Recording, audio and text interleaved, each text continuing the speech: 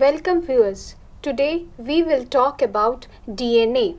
DNA, which is the most abundant biological polymer found in the cells of living beings. Now we will talk in this session about what is DNA, how DNA was proved experimentally as the genetic material, and what is the chemical and physical nature of DNA. Now, before we move to the experiments, we must know what is DNA.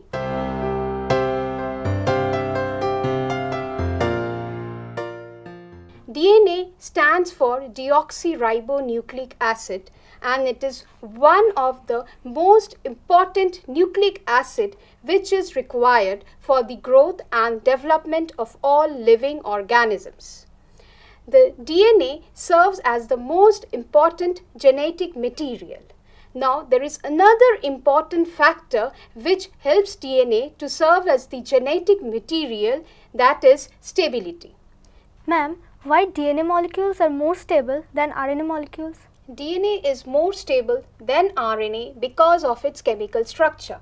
DNA mainly contains 2-deoxy-D-ribose, as a result of which it is resistant to alkali treatment which can cleave RNA. The stability of DNA can be observed from the fact that DNA had been isolated from the fossils of Neanderthals that had inhabited Western Asia and Europe around 200,000 years back. So this is one of the reasons why DNA is so stable. Now let us move to the fact that why DNA is considered as the genetic material.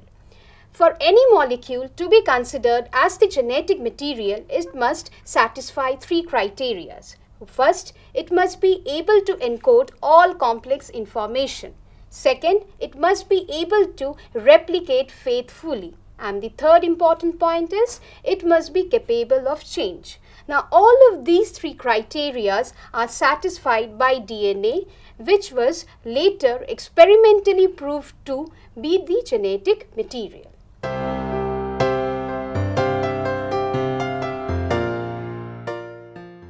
Now, the first of such a kind was found that protein and DNA in the late 19th century both served as strong candidates for the role of genetic material. Now, protein, because of its abundancy and the different structure which it can adapt, was thought to be the genetic material. However, the myth was broken and it was proved experimentally that DNA indeed serves as the hereditary material of most living organisms. Now, let us first study about the early studies conducted on DNA. Now, these researchers, they mainly studied the chemical nature of DNA, or what DNA is chemically composed of.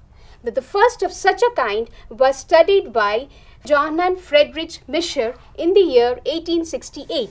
He was trying to study the chemistry of pus, and he isolated in his experimental procedures a compound which is highly rich in phosphorus and acidic in nature. He named it as nuclein, which was later found to be DNA. The second of such a kind was done in the late 1800s by Albrecht Kossel. He studied the chemistry of DNA and found that DNA consists of four main bases. They are adenine, guanine, thymine and cytosine. Further on, Phoebus Aaron Levin, he studied that DNA generally consists of a large number of repeating units. He called them as nucleotides and proposed the tetranucleotide theory, and also proved that adenine, thymine, guanine and cytosine are present in a fixed sequence on DNA. Now, let us move to the section where experimentally it was proved that DNA is indeed the genetic material. It was in the year 1928 when Frederick Griffith, who was a British medical officer, was studying the strains of Streptococcus pneumoniae. His model system was mice. Now, he found in his experimental procedure two different strains of Streptococcus pneumoniae, that is the S strain and the R strain.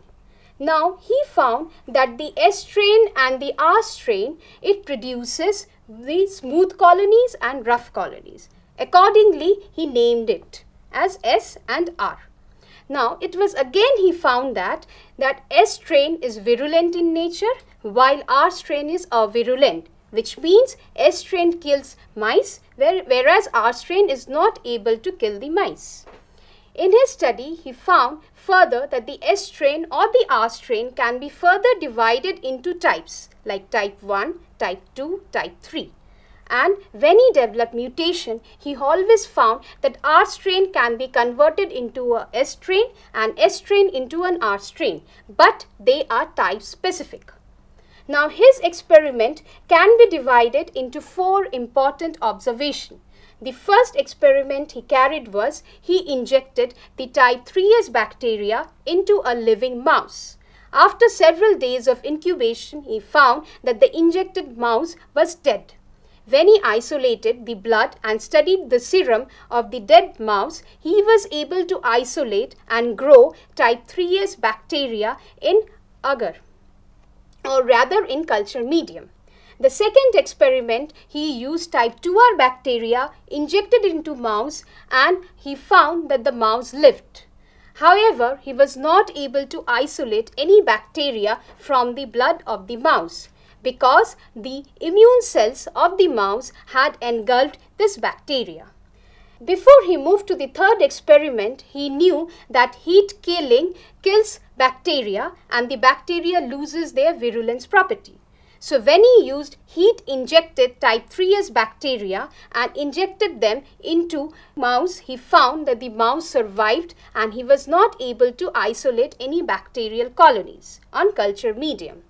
Interestingly, in his fourth experiment, when he used heat-killed type 3S bacteria in combination with type 2R bacteria, living type 2R bacteria, and injected into mouse, he found that mouse, they were all succumbed to the disease and they died. On close examination, he found that he was unable to isolate the type 2R bacteria, but however, the type 2R bacteria had got converted to type 3S, which caused the death of the mouse. So he proposed that there is a transforming factor or principle which transforms the living type 2R to type 3S bacteria, which is responsible for the death of the mouse. In the second experiment, which was carried by independent research group like Avery, MacLeod and McCarthy, they tried to isolate or to identify the chemical nature of the transforming factor. So what did they do? Their experiment involved they grew the type 3S cells in liquid culture medium.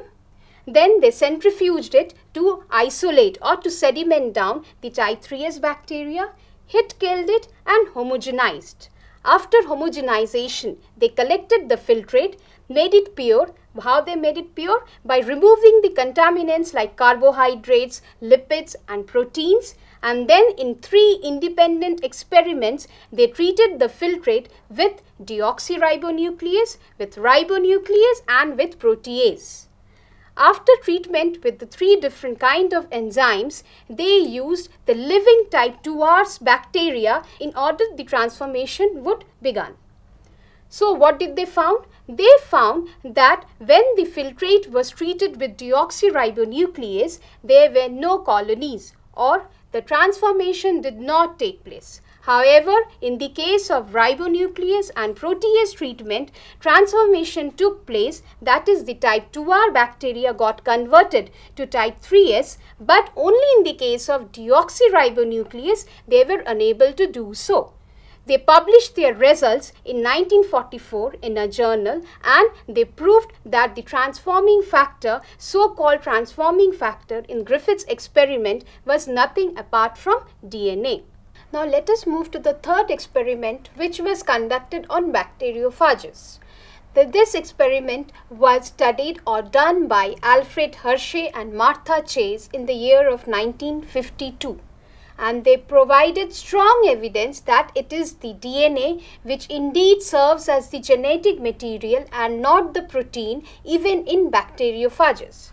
Bacteriophage are viruses which attacks bacteria and kills them. They conducted the experiment on T2 bacteriophage. For their experiment, they used radiolabeled isotopes, mainly the radiolabeled isotopes, that is 35S and 32 phosphorus. Now, why did they use 35S?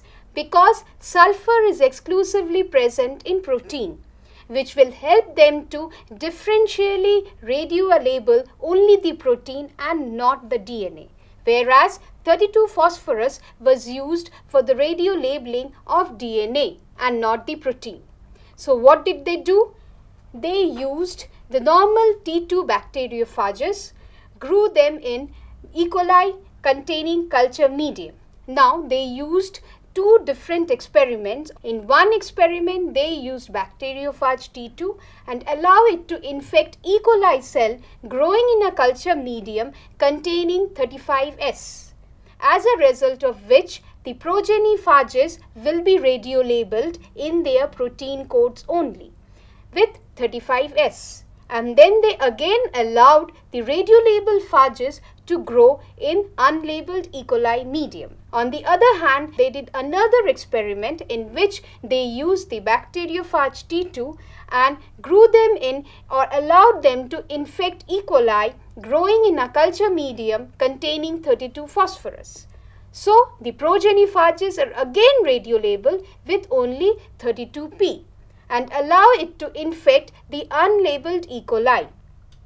After collection of the radiolabeled progeny phages, they wanted to separate the protein code from the DNA. For this, they used the shearing blender, which helped them to remove or isolate the protein code from the bacteriophage DNA. So, and then they centrifuged it. Now, what did they see after centrifugation? They found that after centrifugation, when they analyzed the radioactivity, most amount of radioactivity in case of 35 sulfur was retained to the supernatant portion, while the pellet contained no radioactivity.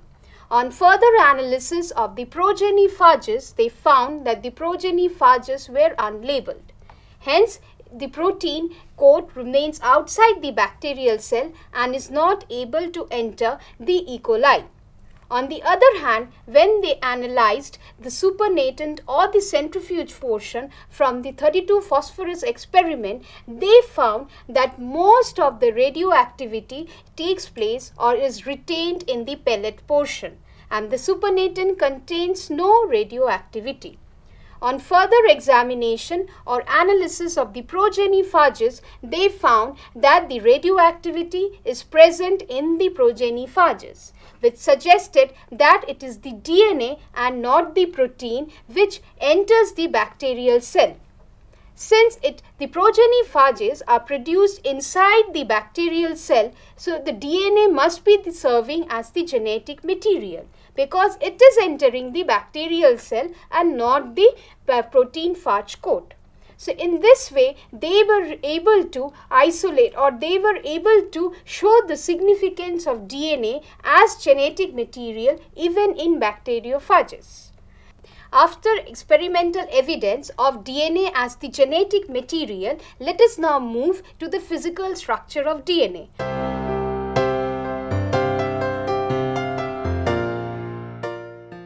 Now, the structure of DNA was first elucidated by James Watson and Francis Crick. Now, their model, popularly known as the double helical model, was based on the data generated by the X-ray diffraction studies and by the data analyzed by Erwin Chargaff. Now, first let us move to X-ray diffraction study. In X-ray diffraction study, which was conducted on DNA by Rosalind Franklin and Morris H.F. Wilkins, helped us to know about the structure of DNA. Now, what is X-ray diffraction? X-ray diffraction is a technique in which a beam of X-rays is bombarded through a crystal.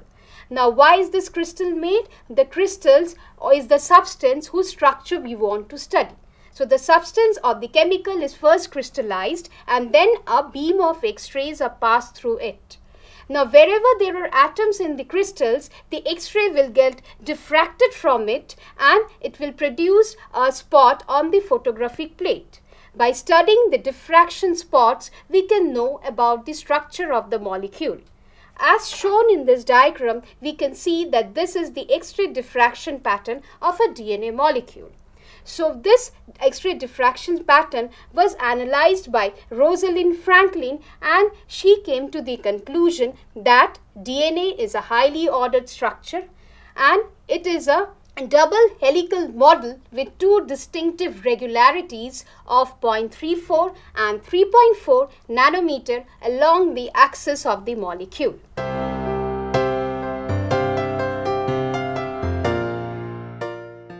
Now let us move to Chargaff's rule.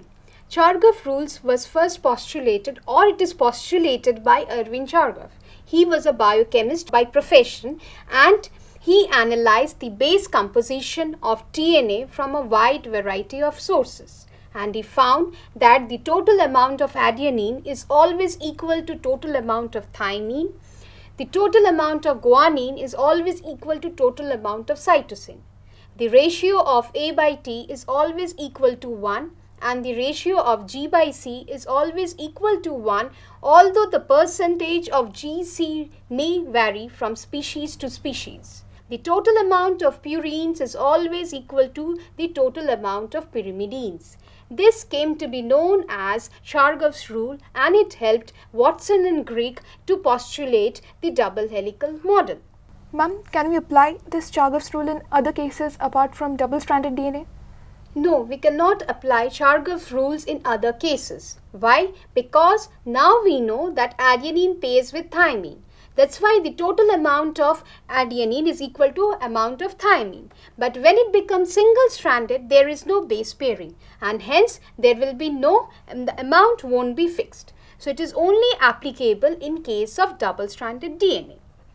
Now, after knowing about the Chargaff rules and the X-ray diffraction pattern of DNA, it helped Watson and Crick to decipher or to postulate how does DNA looks like, or what is the structure of DNA. They proposed a model which popularly came to be known as the double helical model. And for this, they were awarded Nobel Prize in Physiology or Medicine in the year of 1962. Maurice H.F. Wilkins also shared the Nobel Prize, only Rosalind Franklin could not share it because she died before that. Now, what was the features of the double helical model?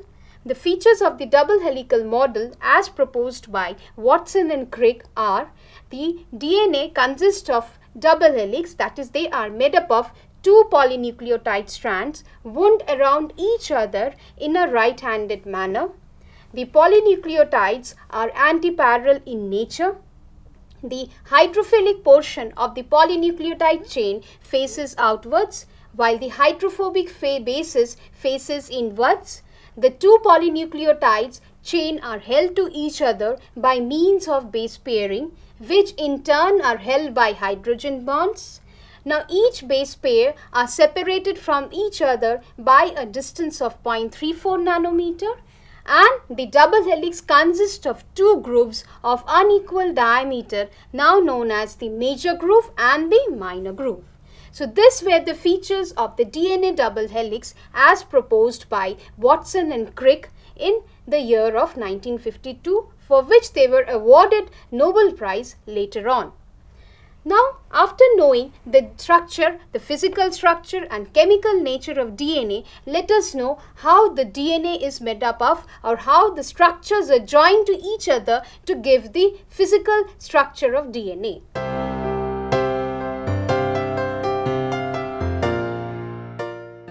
So the DNA, as we have talked about or told, that it is made up of polynucleotide chain.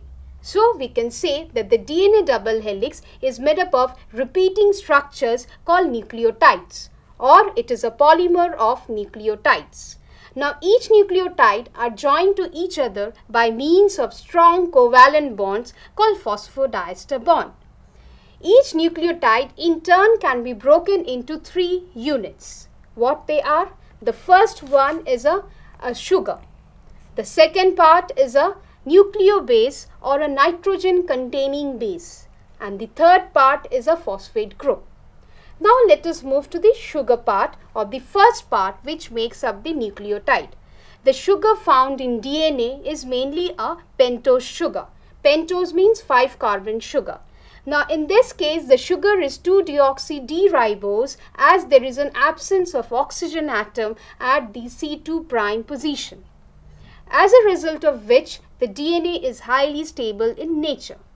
Now, the carbon atoms in the sugar are numbered as C-1', C-2' to distinguish it from the carbon atoms present in nucleobases. So, the nucleobases found in DNA can be of two main types, purines and pyrimidines. Now, the purines are 6-membered heterocyclic nitrogen-containing ring which is fused to a 5-membered ring. The examples of purines are adenine and guanine, found in both DNA and RNA. The two differ from each other in the number of functional groups attached to the carbon atoms, while pyrimidines are 6-membered nitrogen-containing ring, and the three main types of pyrimidines are found in DNA and RNA, that is cytosine, thymine and uracil, with uracil being common or present only in RNA. Again, cytosine and thymine, they differ from each other in the position of functional groups attached to the carbon atom. So after knowing about nucleobases, let us now move to the third important component of which is making the nucleotide, that is the phosphate group. A phosphate group means it is a phosphate atom covalently bonded to 4 oxygen atoms.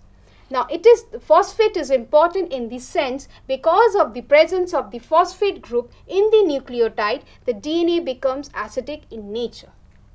And because of acidic nature of DNA, certain important metabolic functions are performed.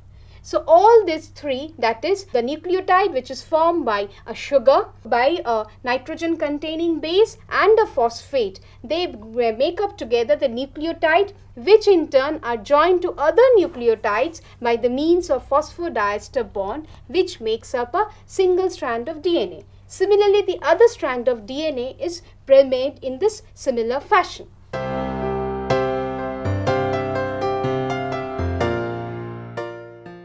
The first, it was proved that both protein and DNA, they were as competitors, but later on with time it was proved that it is the DNA and not the protein which served the role of genetic material in living organism. Now the classical experiment of Griffith, Avery, MacLeod and McCarthy helped us to understand that in bacteria the major hereditary material is DNA, which was later confirmed by experiments conducted by Alfred Hershey and Martha Chase on bacteriophage T2. They also proved that DNA is the genetic material and not the protein. Later on, after knowing that DNA is the genetic material and knowing about the chemical structure of DNA, researchers, they attempted to find out the physical structure of DNA, which was done by James Watson and Francis Crick in the year of 1952 based on the data generated by X-ray diffraction studies conducted by Rosalind Franklin and Morris H.F. Wilkins on one hand and Erwin Chargaff, who postulated the Chargaff's rule, on the other hand. So all of this helped us to know more about DNA, which we know now to a greater extent.